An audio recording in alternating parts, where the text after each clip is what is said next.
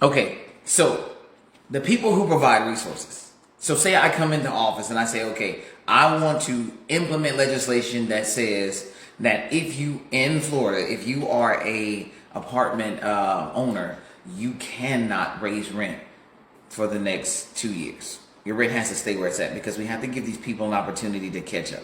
And then what happens is complaints come in, right? And let's just say some of those complaints are, well, the rates went up for energy, the rates went up for water, the rates went up for everyone who provides these resources, the rates went up. Well, then I need to start telling y'all, why are you charging higher rates? What is happening at your factories and power plants that's charging higher rates? How come is it that every time you turn around, there is a TikTok video or a YouTube cutoff or somebody knocking on your door telling you how to get or how to pay them for like natural energy and how we can get natural energy? Now we know that the infrastructure built pushes this energy to multiple places, and that's a great thing.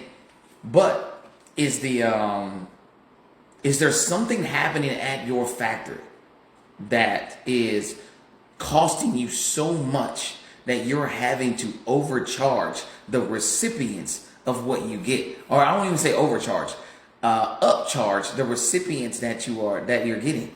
Like, is it that we're building too much infrastructure? Is that it? Are we pulling too much energy and you're needing to expand? And when you do expand, are you expanding every year?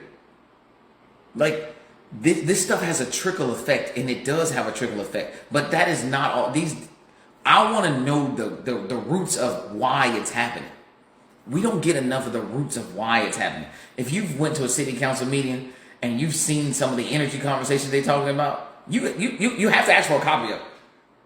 Unless you're in that industry, you got to ask for a copy of it, bring it home, and have a long sit down to understand what's going on.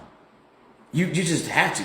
And then it doesn't even, it doesn't even get into something very basic. Why can't you just say, I'm raising this cost because of this?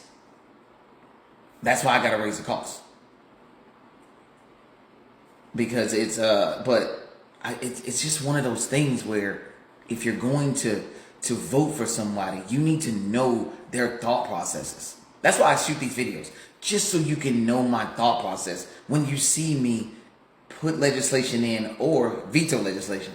I kind of know how Mr. Glover thinks because he's consistently telling me how he thinks. So I'm not tricking you or coming up with a new character.